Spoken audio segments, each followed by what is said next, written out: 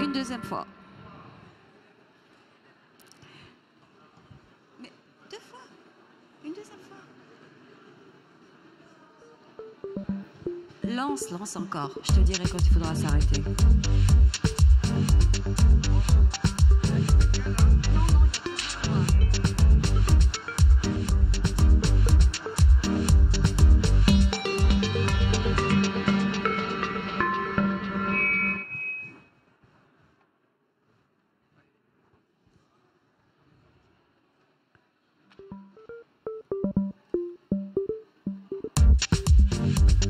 Dans quelques secondes, on démarre.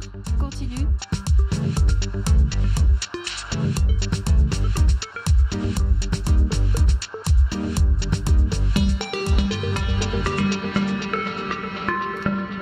Voilà, on essaie de mettre un petit peu la gomme, comme ça tout le monde prend place. Bonjour à toutes et à tous. Alors on a vraiment l'immense plaisir d'accueillir Jean-François Mattei et j'aimerais bien que Israël Nissan vienne dire le mot d'accueil qu'il a souhaité lui réserver. Pourquoi Jean-François Mattei? Qu'est-ce qu'il représente pour nous aussi au Forum européen de bioéthique? Alors Jean-François Mattei, je l'ai d'abord connu comme professeur de génétique et j'ai lu ses cours. Puis je l'ai rencontré dans des commissions d'agrément, de diagnostic prénatal et j'ai appris à le connaître bien avant qu'il ne soit ministre et je sentais toujours chez lui l'intérêt public collectif, mais surtout le respect individuel et des convictions personnelles qui m'ont toujours, même quand elles n'étaient pas les mêmes que les miennes, beaucoup plu. C'est cette éthique de conviction qui m'a permis de m'approcher de Jean-François Mattei pour le comprendre et surtout pour apprécier tout ce qu'il dit. Puis il est devenu ministre et je crois pouvoir dire en tant que médecin que ça a été un de nos meilleurs ministres de la Santé dans les temps passés. Et donc j'ai énormément apprécié tout ce qu'il a fait et laissé encore aujourd'hui dans l'hôpital et dans la santé française. Et rien que pour cela, Jean-François, on te doit un immense merci. Et nous, au Forum européen de bioéthique et les Strasbourgeois en particulier, tu as eu le courage, mais surtout la détermination d'aider le forum au moment où il n'existait pas encore. Tu as été son premier président du conseil scientifique et tu as presque misé sur le développement du forum à un moment où personne ne savait ce que c'était. Et pour ça, pour ces rencontres que nous te devons un petit peu, un grand merci Jean-François. Voilà.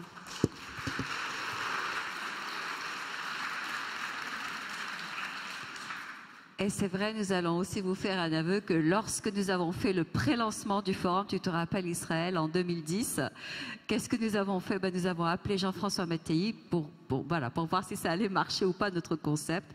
Et on avait une conférence ici qui était remarquable, suivie par plein de monde. Bref, donc aujourd'hui nous nous retrouvons, Jean-François Mattei, sur un thème en fait qui intéresse énormément de gens. Si on voit d'une part tout ce qui sort en littérature, dans la presse, mais également quand on voit les questions qui viennent du Forum européen de bioéthique, c'est la médecine conduit-elle au transhumanisme?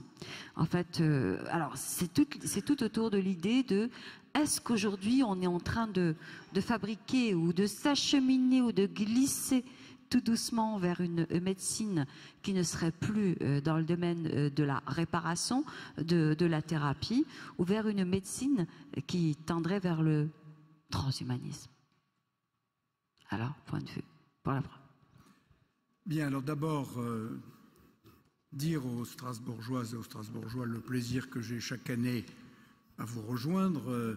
Je ne veux pas être excessif en disant que c'est une ville d'adoption, mais j'ai siégé 5 ans au Conseil de l'Europe, ça laisse des traces, et j'ai travaillé avec l'équipe de génétique de Jean-Loup Mandel, ça laisse aussi des traces, et j'ai trouvé de nombreux amis. Mais enfin, je viens de découvrir dans l'introduction d'Israël Nissan que les propos excessifs n'étaient finalement pas réservés aux méridionaux et qu'on pouvait entendre aussi aujourd'hui à Strasbourg, d'un Strasbourgeois, des propos qui sont bien excessifs. Alors au-delà de ces quelques mots qui me permettent d'assurer une transition difficile avec le sujet oui, que vous avez eu à traiter, à entendre pour beaucoup d'entre vous, mais ô combien majeur dans la société d'aujourd'hui et qui n'est pas totalement étranger à ce qu'on va aborder. Oui, Nadia, la mission de notre médecine, humaniste, humaine tout simplement, a toujours été de soigner. Mais cette médecine, elle a évolué au cours du temps. Et je voudrais poser quelques repères pour vous fixer les idées. Jusqu'au milieu du XIXe siècle, c'est-à-dire il n'y a pas tellement longtemps, soigner et prendre soin se confondent. On prend et on s'adresse à toutes les personnes vulnérables et en difficulté. Les malades, les infirmes, les veuves, les orphelins, les personnes âgées, handicapées, les pauvres, les nécessiteux. Et d'ailleurs, vous en avez la preuve dans la présence historique encore des hôpitaux hospices ou bien des hôtels-dieux où il y avait la partie malade et la partie sociale. Et je vous rappelle qu'un des exemples les plus significatifs est celui de Basile, qui, aux portes de Césarée, avait, dans l'Antiquité, élevé des bâtiments dans lesquels il accueillait les malades, mais aussi les nécessiteux, et ceux qui, démunis de tout, devaient trouver du travail pour gagner quelque argent. Et le bâtiment, l'organisation de Basile de Césarée leur permettait cela. Et puis à partir du milieu du XIXe siècle à peu près, du fait du progrès des connaissances, du fait des techniques de plus en plus précises, la médecine s'est peu à peu cantonnée aux seuls soins, aux seules maladies.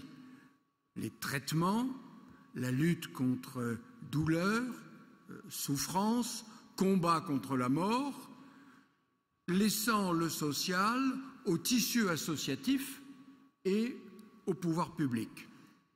Et donc, il y a eu là une évolution importante.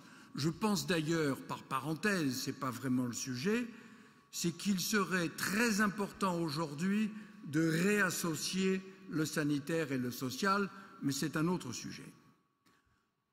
Enfin, troisième étape importante, en 1946, l'OMS, de façon relativement discrète, propose une définition de la santé innovante et même révolutionnaire.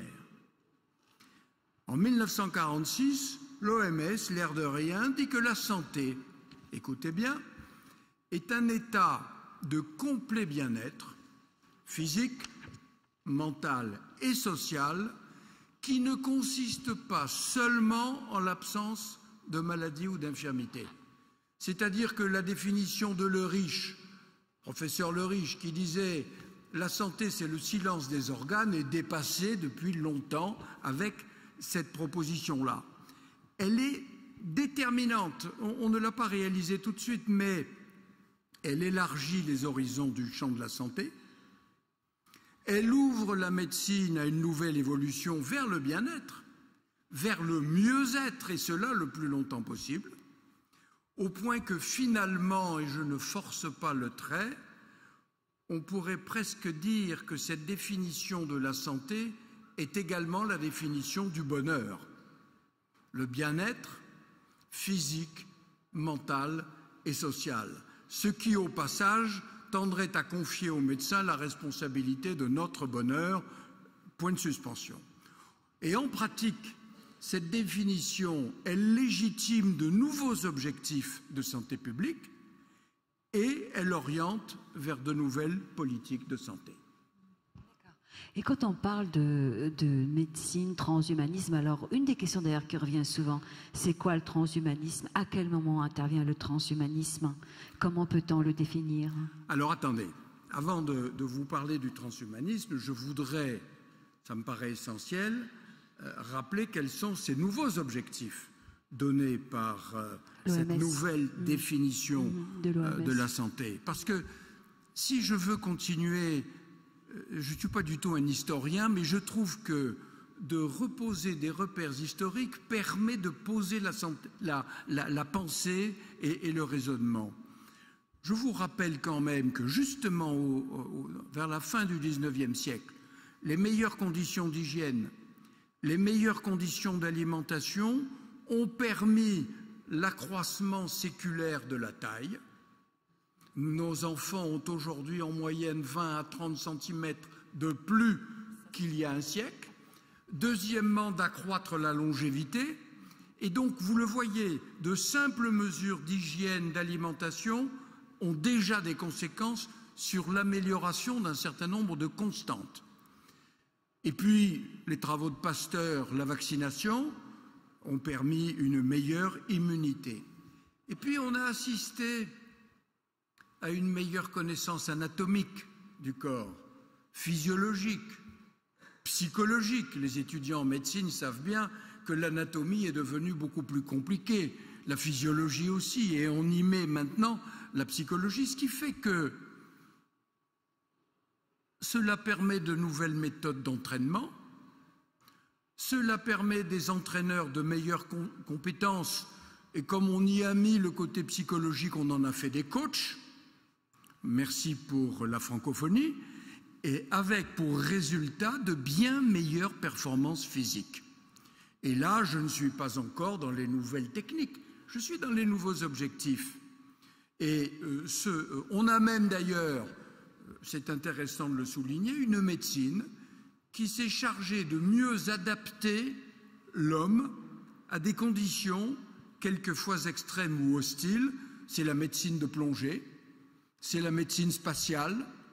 Et donc, avec ce que je viens de vous dire, on voit, et c'est le cœur du thème de votre forum cette année, la médecine s'est affranchie peu à peu de la distinction entre le normal et le pathologique.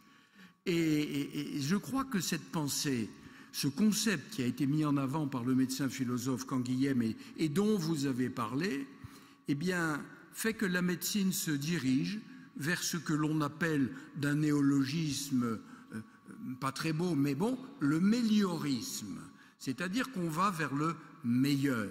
On recherche le meilleur. On recherche l'amélioration de nos capacités et l'augmentation de nos potentialités. Meilleur sommeil, meilleure mémoire, meilleure nutrition, meilleure sexualité, et cela y compris, si on le prend sur un mode un peu plus global, vers l'amélioration de l'espèce humaine, et on rejoint le problème qui revient comme un leitmotiv qui est le problème de l'eugénisme. En somme, la sélection des meilleurs et l'élimination des moins bons. Alors, je veux insister un instant sur l'eugénisme, non pas du tout pour reparler une fois encore de l'eugénisme nazi qui tendrait à masquer ce qu'est le véritable eugénisme au quotidien. Cette tentation de rechercher le meilleur, d'améliorer l'espèce, elle repose sur deux méthodes essentielles qu'on retrouve dans l'histoire et encore aujourd'hui. La procréation dirigée, c'est-à-dire faire en sorte que les meilleurs se reproduisent entre eux, et l'élimination des tarés. Ça ne date pas des nazis. Platon, philosophe vénéré par ailleurs, dans le livre 5 de son livre principal, La République, au moment où il parle de la caste des gardiens, dit bien qu'il faut faciliter et rendre le plus fréquent possible les rapports entre hommes des femmes d'élite et au contraire diminuer les relations entre les hommes et les femmes de qualités inférieures. Bon, je n'insiste pas sur Sparte, où on éliminait à la naissance les enfants mal formés, Et j'en arrive tout de suite à la fin du 19e avec Galton. Et pourquoi je le dis? Parce que c'est très intéressant. Galton était le cousin germain de Darwin. Et Darwin avait montré au milieu du siècle à peu près que c'était la sélection naturelle qui avait permis l'évolution des espèces jusqu'à l'homme. Et Galton, sur des hypothèses biologiques et médicales, dit mais puisqu'il y a la sélection naturelle, il faut aller plus vite, donc créons une sélection artificielle pour créer des êtres humains de bien meilleure qualité. Alors c'était une idéologie, l'eugénisme, je n'insiste pas, mais c'est devenu une règle quand la loi s'en est saisie. J'ai été moi-même très étonné lorsque j'ai découvert, en travaillant sur l'eugénisme, que Churchill en 1910, Roosevelt en 1913 avait écrit qu'il fallait empêcher les êtres humains de qualité inférieure de se reproduire pour diminuer la population dégénérée, entre guillemets. La Grande-Bretagne est passée au travers, mais aux États-Unis, on a eu quand même 50 000 stérilisations forcées entre 1905 et 1950. Les Scandinaves, la Suède, la Finlande, non, la Norvège et le Danemark ont adopté le certificat prénuptial obligatoire, tout simplement parce que comme ça permettait de l'interdire aux êtres qu'on jugeait incapables de se reproduire, sauf à donner des êtres dégénérés. Et puis il y a eu l'épisode nazi, je n'insiste pas. Alors bien sûr, on peut penser que la Déclaration universelle des droits de l'homme est passée par là, et c'est bien, l'égale dignité des personnes. Enfin, le dictateur au Pérou, Fujimori, en 1990, a pratiqué toute une politique de stérilisation forcée des Amérindiens. Et ce n'est pas isolé. Donc simplement, ce que je veux vous dire, c'est que la tentation est là de chercher le meilleur, la quête du mieux. Et pour répondre à votre question précise, Nadia, c'est là qu'on en arrive au transhumanisme. Parce que, qu'est-ce que le transhumanisme? Certains disent, pour banaliser la chose, que c'est un courant d'opinion. Moi, je serais tenté de dire que c'est une idéologie qui est née dans les années 90 en regroupant des philosophes, des scientifiques qui se sont réclamés de l'héritage des Lumières et de la pensée de Condorcet, par exemple, dont je vous rappelle qu'il disait « La perfectibilité de l'homme est infinie ». C'est tout un programme en soi. Et ils se sont réunis à Paris en 2014 pour adopter un manifeste pour l'amélioration de l'homme. Et dans ce manifeste, ils définissent 3 objectifs. Premier objectif, soutenir les recherches dans la lutte contre les maladies, soutenir les recherches sur la réparation du corps humain, soutenir les recherches sur l'amélioration des capacités physiques et mentales. Premier objectif. Deuxième objectif, lutter contre le vieillissement considéré comme une maladie et lutter au point de supprimer la mort et atteindre l'immortalité. Troisième objectif, contrôler, voire diriger l'évolution de l'homme. Elle a commencé il y a des milliards d'années avec les premières molécules, l'algue bleue, jusqu'à nous. Et évidemment, cette évolution n'est pas terminée puisque l'homme n'est pas un produit abouti, n'est pas terminé. Eh bien, puisque nous avons de nouvelles techniques à notre disposition, il faut diriger cette évolution et ne plus la laisser se dérouler au fil du temps et au gré du hasard. Donc ça veut dire qu'il y a des techniques, des technologies, on va dire, modernes. Alors, de quoi s'agit-il? Quelles sont-elles? Parce que, par exemple, ici, durant le forum, on a évoqué énormément de choses dans le domaine de la génétique ou autre, mais bon, il n'y a peut-être pas que ça. Non, mais cette question est primordiale.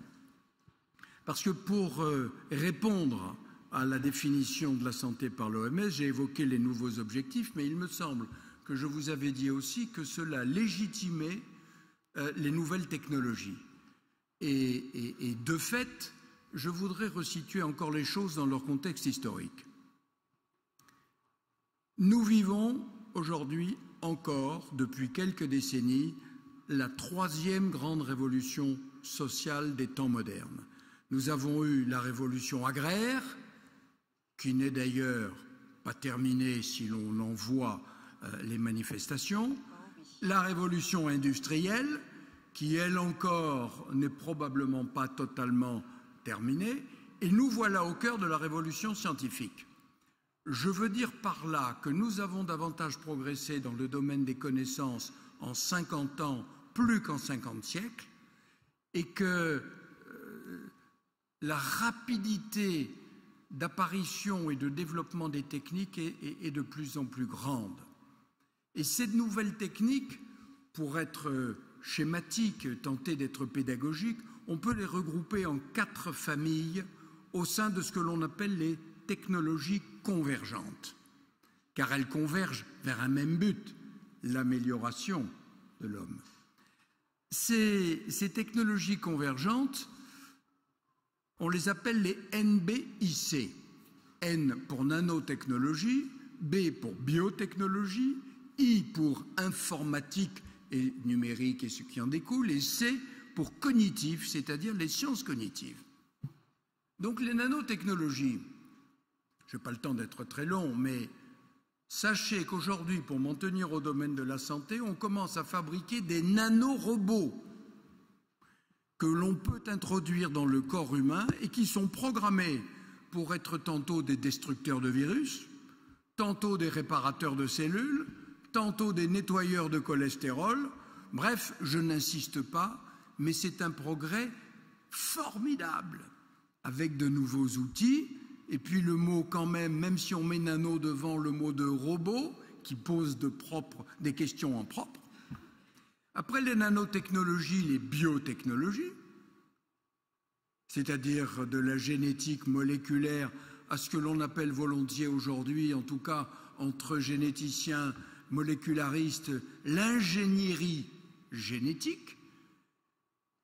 Et ça concerne le séquençage du génome.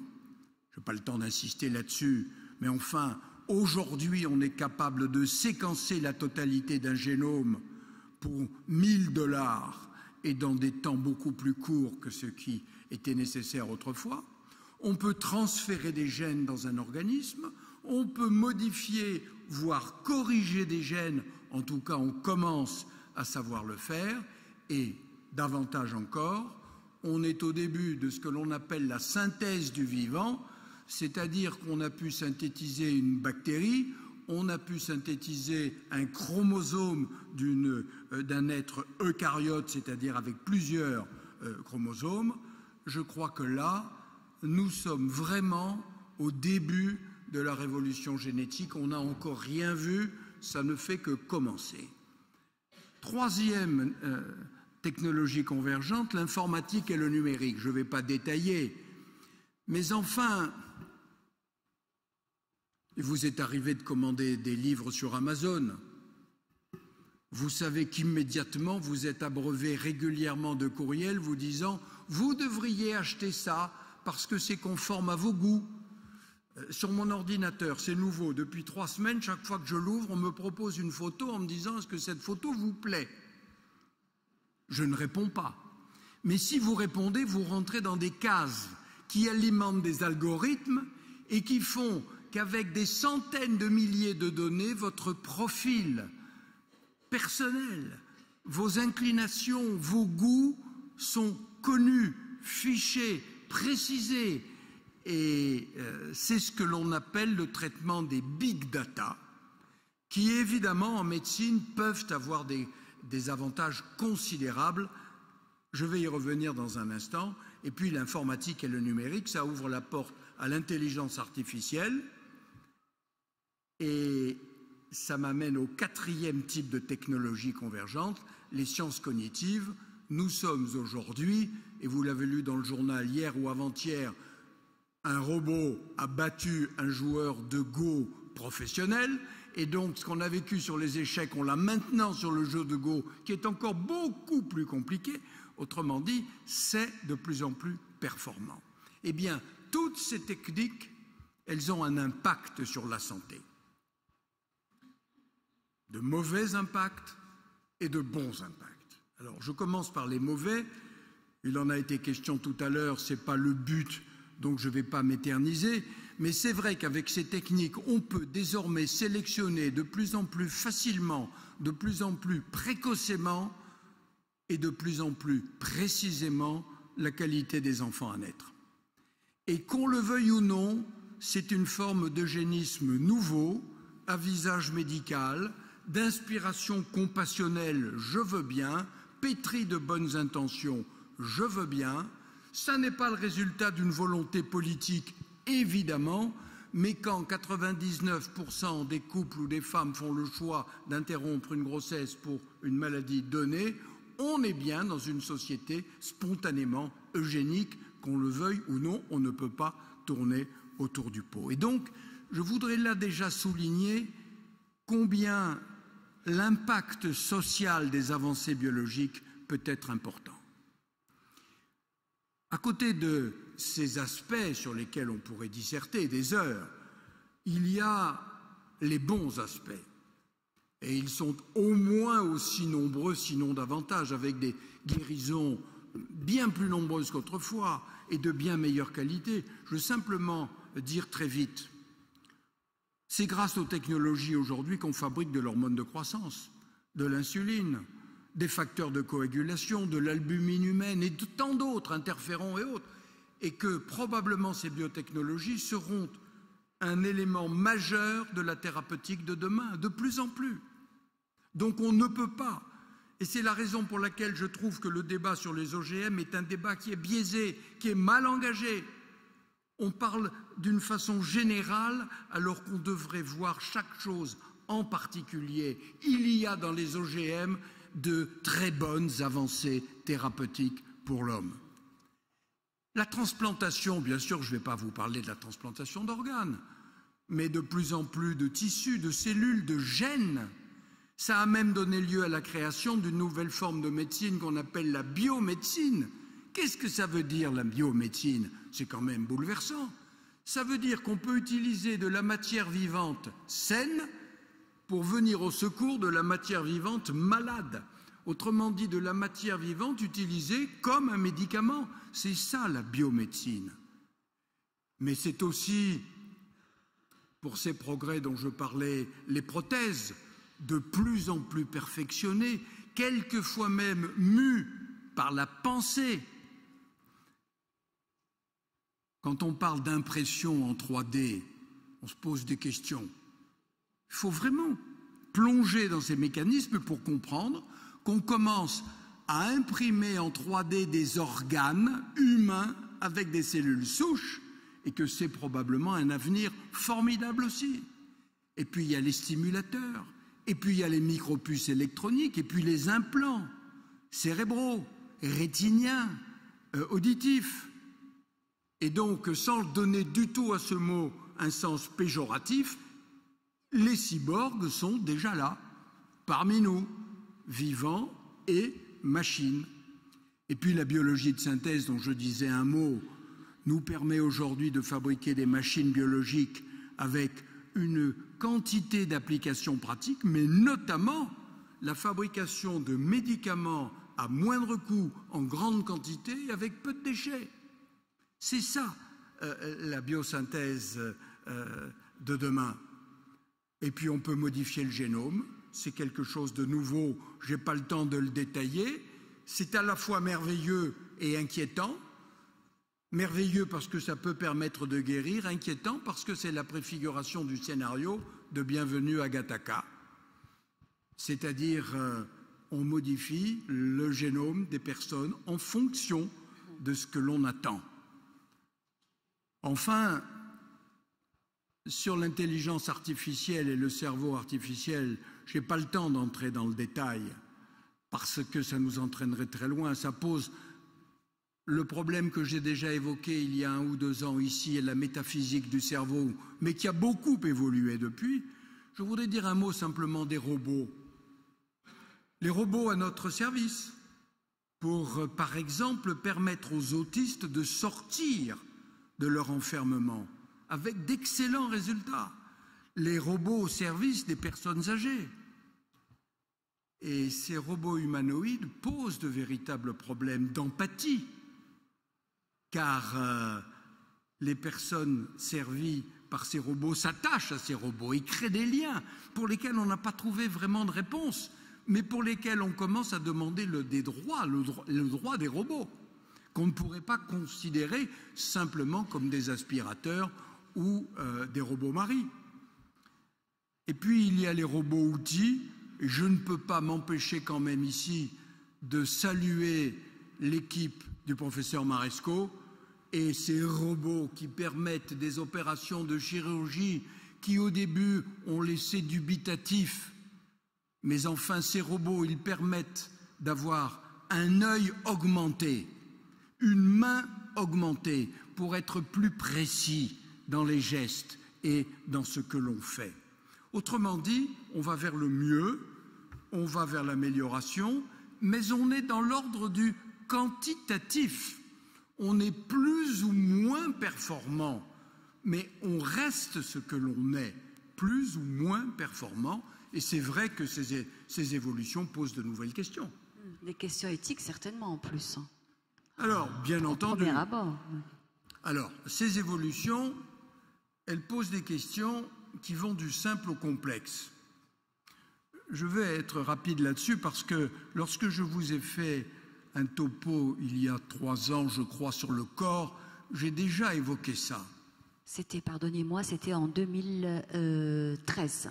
Et j'avais déjà évoqué le transhumanisme à la fin de ce propos. C'est vous dire que c'est quelque chose qui est en train de s'installer, mais je vais y revenir. Si je vous pose la question en disant est-ce que vous seriez d'accord pour qu'on manipule vos gènes pour que vous résistiez mieux aux infections? Virus, tiens, garantie contre Zika. À défaut d'Ebola, à défaut du SRAS, à défaut, etc. Bon. Beaucoup d'entre vous diraient oui, et étonnamment, on a aujourd'hui un mouvement de résistance contre les vaccinations. Alors, il y a une espèce de paradoxe, on veut aller vers une meilleure défense, mais on veut plus vacciner. Je laisse la population à ces contradictions. Sur la mémoire, est-ce qu'il serait bien d'implanter, de faire des implants cérébraux pour améliorer la mémoire des personnes déficientes, notamment âgées, etc. La réponse est probablement oui. Mais enfin, si on sait le faire sur les personnes malades, pourquoi on ne le ferait pas chez les normales pour améliorer leur propre mémoire? La question se pose. Et sur le sommeil, est-ce qu'on pourrait aussi manipuler pour avoir un sommeil de meilleure qualité, moins long? Bon, ben, les insomniaques et les gros dormeurs apprécieront et me donneront leur réponse. Et puis, est-ce qu'on pourrait procéder aux modifications de comportement? On sait le faire avec des médicaments, la Ritaline, le Prozac, bon, mais on sait que quand on arrête les médicaments, on revient au statu quo ante. Si on met un implant, on parle beaucoup d'implants cérébraux, par exemple, dans les cas de délinquance sexuelle, pour lesquels on n'est pas du tout assuré de l'observance thérapeutique. Et donc, mettre un implant pour contrôler le comportement des délinquants sexuels, pourquoi pas? Mais alors, c'est toute une série de questions qui se posent. Qui règle l'implant? Qui le contrôle? Dans quelles conditions? Comment on établit les nouveaux rapports entre la médecine, la justice et la sécurité? C'est-à-dire qu'après la camisole chimique, physique, qui était la vraie camisole de force, on a eu la camisole chimique avec les médicaments et maintenant on aurait la camisole électronique par implant. Jusqu'où ne pas aller trop loin? Jusqu'où peuvent aller les revendications vers le mieux? On a déjà la chirurgie esthétique. Et c'est vrai que ça peut améliorer, ne serait-ce que le pouvoir de séduction peut-être. Mais, je l'avais évoqué aussi, de plus en plus souvent, des médicaments sont prescrits en dehors d'indications médicales, et notamment l'hormone de croissance. Et pas seulement. Est-ce qu'on peut se lancer dans ce type de conduite? Et vous savez que ça débouche sur le dopage, que je n'ai pas le temps du tout de détailler. Et donc, ce qui se pose au point où j'en suis maintenant, c'est toute la question des limites. Lorsqu'il s'agit de se sentir mieux que bien. Mieux que bien. Lorsqu'il s'agit de transcender ces limites, c'est-à-dire de se refaire, on pourrait dire de se relooker, de se sentir soi-même plus authentique, bien dans sa peau. J'ai parlé de la chirurgie esthétique, mais ça peut aussi concerner ce que l'on appelle la réassignation sexuelle. Bien entendu. On est là, encore, dans le plus ou moins, et je pense que ça pose les problèmes d'éthique extrêmement importants. C'est ça qui était votre préoccupation, Nadia. Et celle du forum, oui. Le débat éthique est évidemment renouvelé. Je voudrais d'abord vous rappeler ce qu'est la préoccupation éthique. Pour paraphraser Heidegger, c'est la définition d'un monde, et plus exactement, si on reprend l'étymologie, un lieu d'habitation vraiment humain. Eh bien,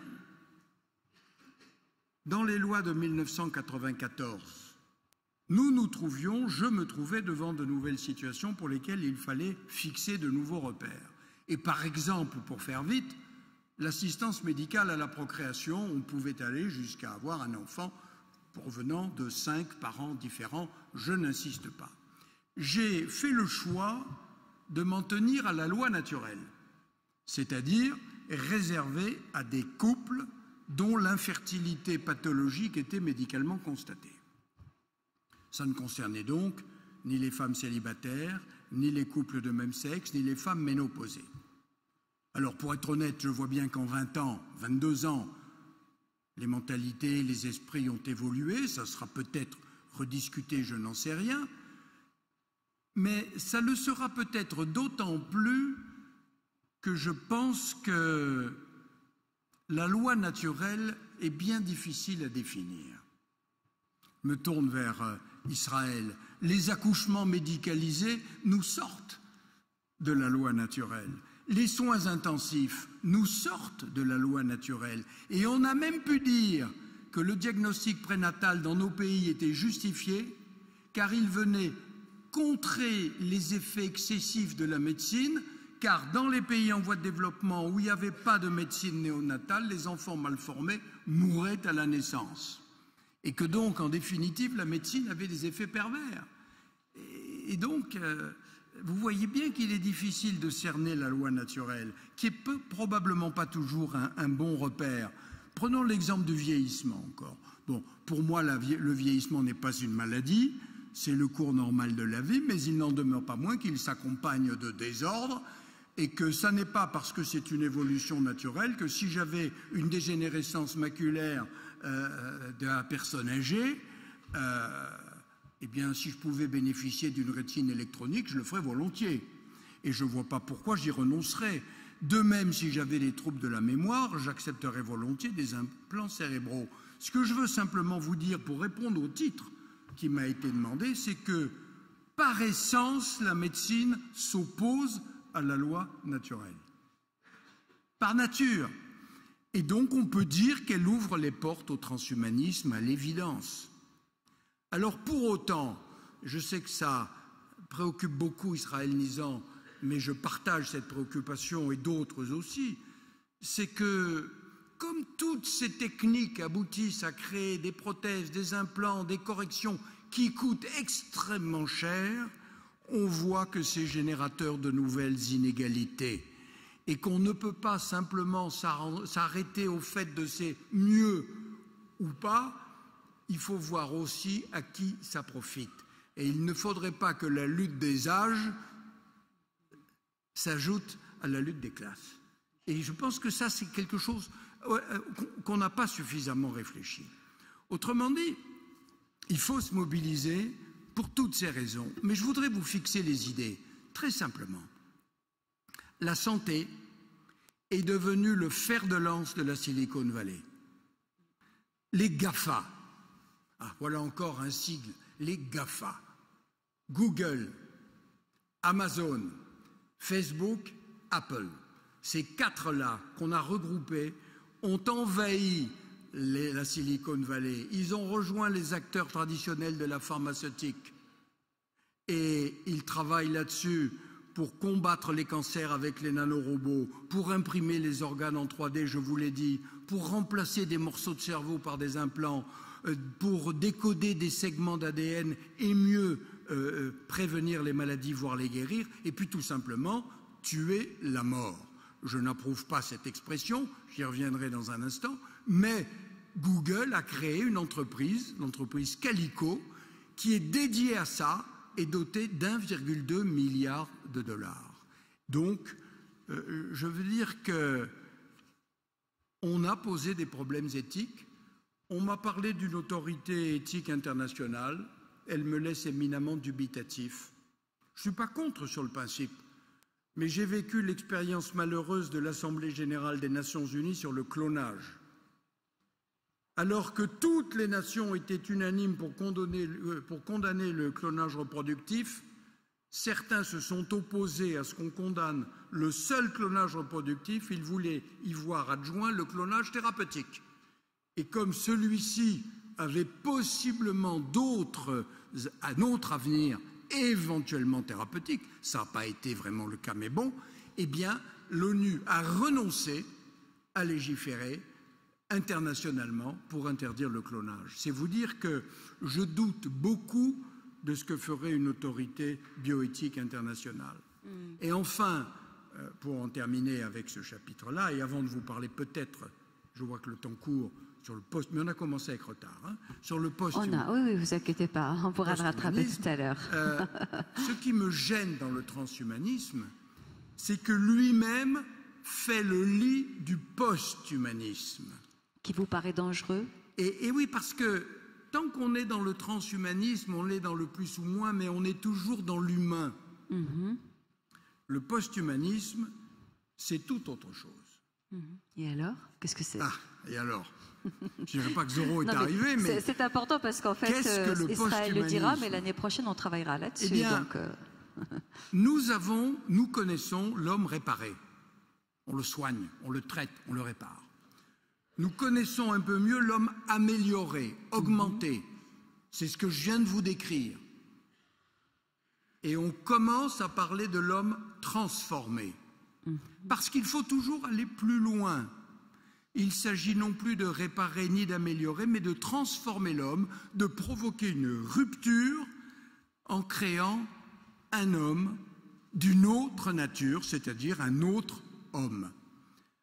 Alors le grand gourou du post-humanisme, transhumanisme et post-humanisme, qui s'appelle Kurzweil, il a publié en 2007 son ouvrage de référence qu'il a appelé « La singularité technologique », et il y affiche l'ambition de fusionner l'homme et la machine en 2045 au terme d'une double évolution dont on voit d'ailleurs les prémices, de l'homme qui se machinise et de la machine qui s'humanise.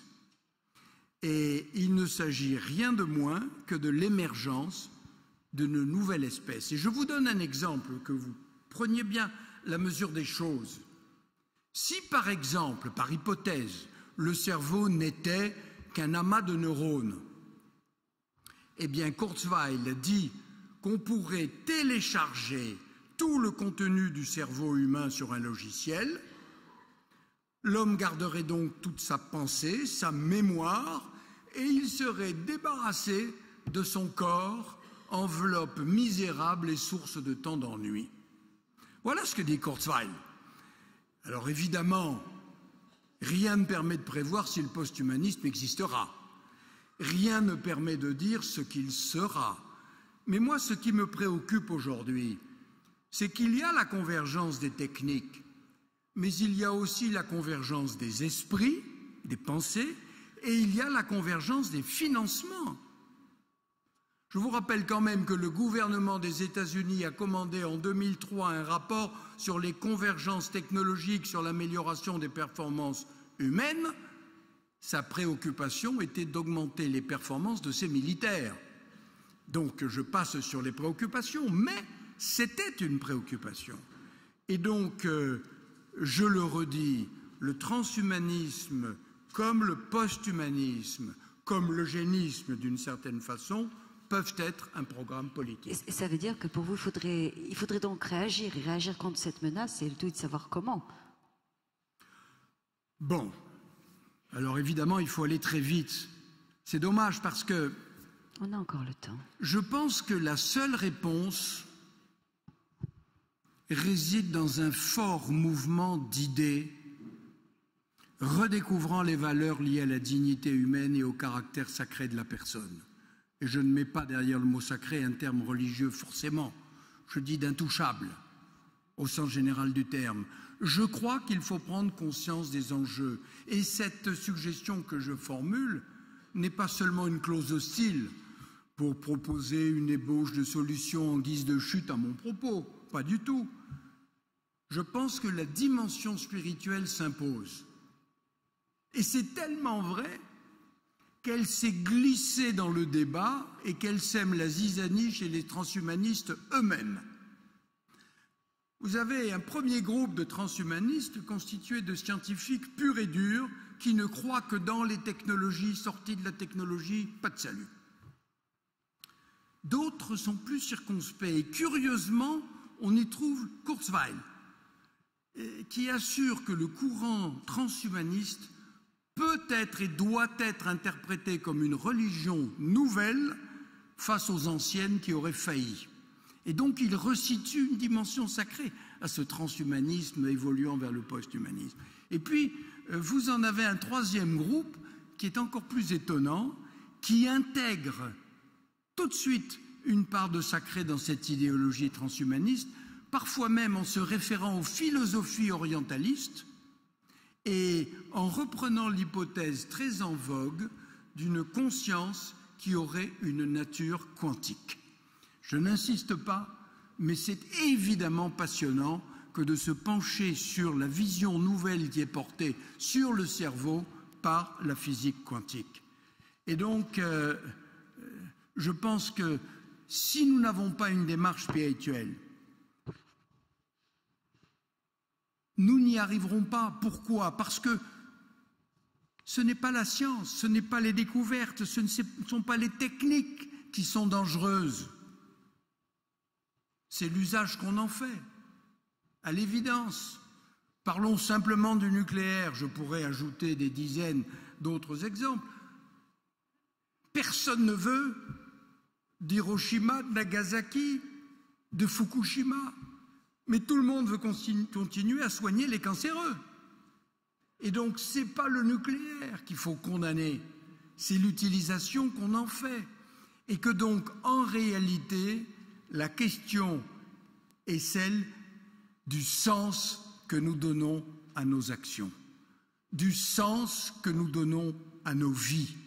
Et si j'insiste là-dessus, c'est parce que je veux contredire l'idée ancienne de la modernité qui reposerait sur une sorte de Yalta philosophique disant la science s'occupe des faits et la religion des valeurs. La science, elle est immanente, la religion est transcendante d'un autre monde. Eh bien non, je pense qu'il y a un domaine d'intersection obligé entre science, religion et spiritualité, car les questions qui sont soulevées sur le plan physique et métaphysique, eh bien, elles sont induites par les découvertes biologiques et qu'on ne peut pas ne pas aborder les questions par cette double approche. Et donc, mon sentiment, c'est que quels que soient les progrès, ils ne peuvent en aucun cas nous dispenser d'être et de rester humains. Et Jean-François Mathiez, est-ce qu'on peut prévoir ce qui va se passer? Je ne suis pas devin. Pas, non. Mais on peut raisonnablement penser que la science va continuer d'avancer et je ne crois pas qu'il soit possible de limiter la recherche. Ça n'est pas dans l'objet humain. L'homme ne peut pas, par nature, renoncer à savoir d'où il est, qui il vient, d'où il vient et où il va. Et quand il y a une porte fermée, nous avons tous envie de savoir ce qu'il y a derrière, évidemment. Et donc, la recherche fait partie de la nature humaine, progresser dans la connaissance de soi et du monde qui nous entoure. Rien n'empêchera le développement de la santé connectée et le traitement des big data. Rien n'empêchera la recherche pour lutter contre le vieillissement. Et d'ailleurs, c'est bien le but de la médecine. Je vous ai observé tout à l'heure, quand je commençais à énumérer les objectifs du transhumanisme, vous aviez l'air de dire « Oh, si c'est ça, bien sûr ». La médecine, elle poursuit la quête d'un homme sur lequel le vieillissement aurait moins de prise, voire plus de prise, sur lequel les épidémies ne pourraient plus prospérer, et sur laquelle les contraintes matérielles seraient par avance dépassées. Autrement dit, le fond de ma pensée, et j'en terminerai là, c'est qu'on parle beaucoup de science, et c'est bien, mais on ne dit rien des consciences. Et je pense que ce sont les consciences qui peuvent nous aider à conserver notre humanité. Nos consciences sont les gardiennes de notre humanité, et je les trouve trop souvent délaissées. Une conscience, ça se nourrit. Une conscience, ça se développe. Ça se construit, ça s'épanouit. Une conscience vit. Et c'est en se préoccupant davantage et urgemment de nos consciences que nous pourrons, à mon avis, grandir en humanité, y compris avec la science. Car au fond, la science doit être au service de l'homme et pas l'homme un instrument pour la science. J'ai trouvé deux pensées qui s'adaptent bien en guise de conclusion. Jean-Jacques Rousseau, dans son discours sur les sciences et les arts, montrait à quel point un progrès dans les sciences peut induire une régression morale. On peut y répondre par nos consciences. Et Nietzsche, que je n'approuve pas dans la totalité de son œuvre, eh bien, écrit que la modernité est dangereuse lorsqu'elle cesse de s'interroger sur elle-même. Et donc, je pense que nous rentrons dans un moment où, à côté des chercheurs qui s'interrogent sur le comment des choses, il faut que nous nous interrogions sur le pourquoi des choses et que nous mettions en œuvre nos consciences. Bien.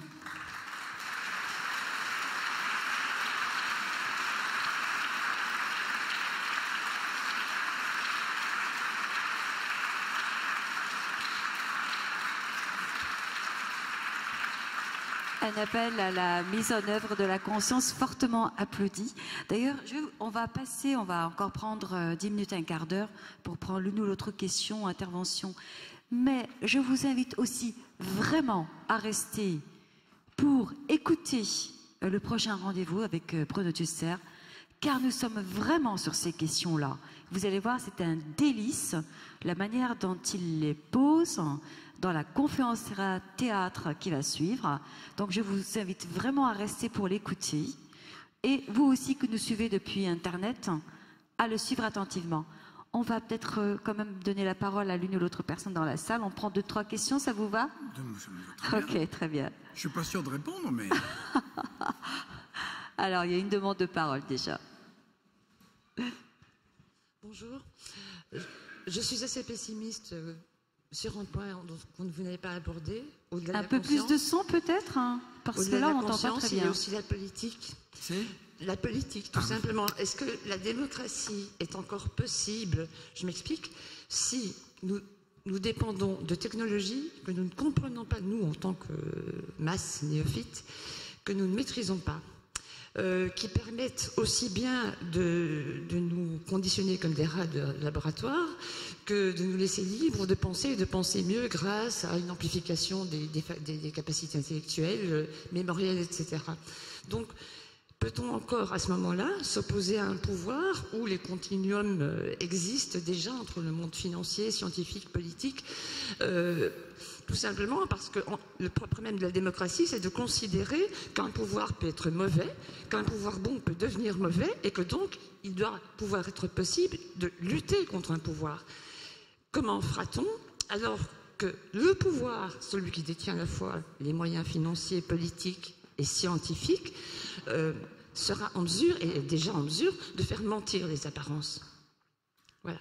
Bon, écoutez, votre question a été particulièrement délicate et difficile, mais je ne vais pas m'y dérober, je vais tenter d'y répondre le moins mal possible. D'abord, je suis extrêmement contrarié que, pour commencer, le débat sur la santé n'est jamais un des grands débats des grandes élections dans ce pays. Parce qu'on sent qu'il y a toujours des mauvais coups à prendre, qu'il n'y a pas les financements à la clé. Vous observerez, les 2-3 campagnes présidentielles écoulées n'ont pas abordé la santé comme un thème prioritaire. Or, ce dont nous parlons est quand même directement écrit dans le champ de la santé, selon l'OMS en tout cas. Et donc je regrette beaucoup que les politiques, d'une façon générale, et pas seulement en France, ne se soucient de cette vision d'avenir. Je crois que quand on a des mouvements de pensée aussi forts qui regroupent un nombre qui n'est pas faible de personnes, un nombre colossal de dollars sur ces affaires, je pense que le politique doit s'en préoccuper. Ce n'est pas le cas. En revanche, si je sors de l'Agens Politica, je crois que les chercheurs eux-mêmes commencent à se soucier d'un certain nombre de conséquences de leurs recherches.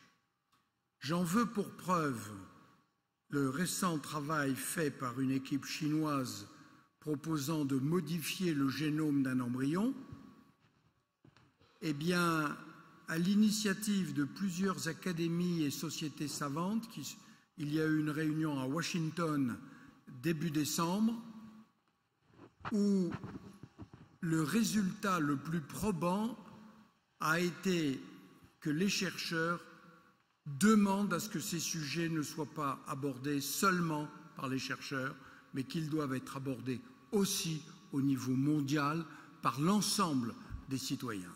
Et donc, je pense qu'il y a là une ouverture qui est relativement nouvelle, optimiste. C'est la raison pour laquelle, mais bien sûr, je suis médecin, chercheur, tout ce qu'on veut. Moi, je crois à la science et à la recherche. Je suis beaucoup plus dubitatif sur la raison humaine au point où nous en sommes aujourd'hui.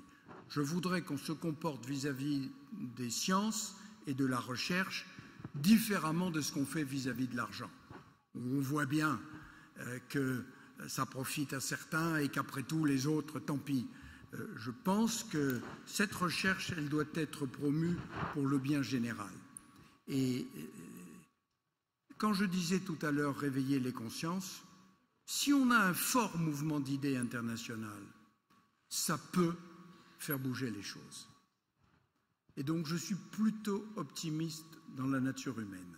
Je pense que nous n'irons pas sans ennui, pas sans tracas, pas un long fleuve tranquille, mais j'ai assez confiance quand même dans l'homme.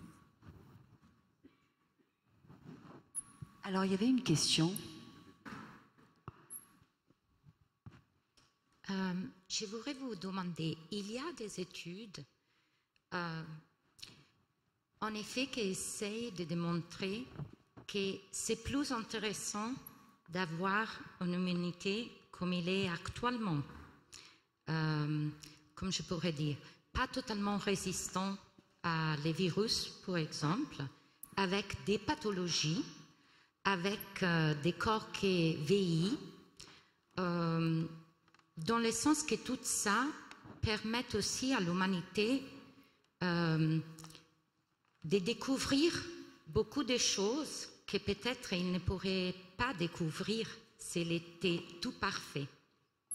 Merci. Alors écoutez, je ne suis pas bien sûr d'avoir parfaitement entendu, mais je crois avoir compris le sens de votre question. Moi, je suis très, très perplexe sur la réalité des connaissances et ce qu'on veut leur faire dire. Je crois qu'il faut être beaucoup plus modeste, beaucoup plus mesuré et réservé. Et deuxième réflexion, vous savez, ça c'est un penchant qu'ont volontiers certains scientifiques. Ils font une découverte et tout de suite, ils la projettent dans l'avenir, sans savoir. Je vous rappelle quand même qu'en 1983, on nous a dit que l'homme était une matière à penser, une matière neuronale. C'était 83. Ça fait quand même 33 ans. On n'a pas vu de progrès considérable dans ce domaine ces temps-ci. Donc, je pense qu'il ne faut pas présumer de l'avenir et trop projeter. Mais surtout, on ne peut pas non plus raisonner comme si toutes les choses étaient par ailleurs statiques, en disant on va améliorer l'immunité. D'accord? L'immunité contre quoi? Contre les maladies existantes. Mais il y en aura de nouvelles, à l'évidence. Ça s'appelle l'équilibre biologique. Et je vous parle d'expérience.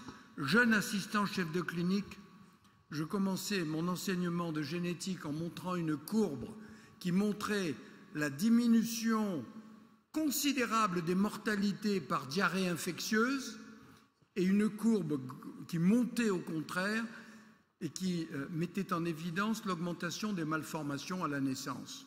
Et je disais, le péril infectieux est terminé, avec les vaccinations et les antibiotiques, nous l'avons vaincu, et aujourd'hui, le problème est celui de la malformation génétique, la malformation congénitale. Bon, eh bien le sida nous a rappelé à l'ordre, et puis Ebola, et puis le SRAS, et le chikungunya, et Zika, et que naturellement, chaque fois que nous trouverons une parade vis-à-vis d'un micro-organisme existant, eh bien il y en aura un nouveau qui apparaîtra. On ne connaissait pas les prions, ils existent aujourd'hui, etc., etc. Donc je ne crois pas qu'on puisse, à l'exception d'un court instant, se réjouir d'avoir fabriqué une immunité formidable et mettant l'homme à l'abri de tous les périls. Je pense que d'autres viendraient que nous n'avons pas prévu. Merci. Merci à vous. Alors, oui, on peut applaudir Jean-François Mattei.